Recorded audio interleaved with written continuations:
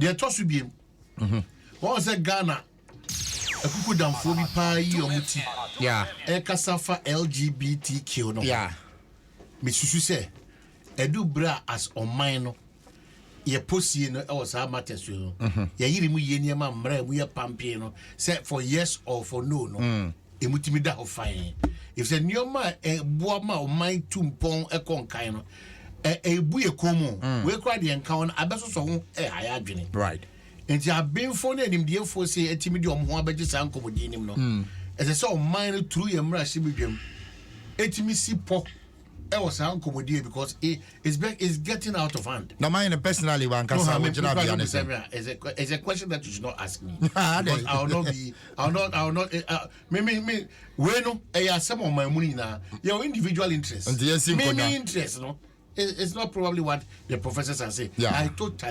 I am against. I have always stated it. Okay. My interest cannot be the interest of Ghana. Sure. That is my interest based on religion, not even science. So I say, inti misrao o mining sipo. Sasa ebasa ba ku mienu miensa enan we a. O mine aha na yina yegina, ha na yina yegitum. Na yintimi nkwani na mfiri saa ebribia da ekoda na aba. Essence yem problem solving no. De bia yenya aboman no ye kanko enimu wie peyo.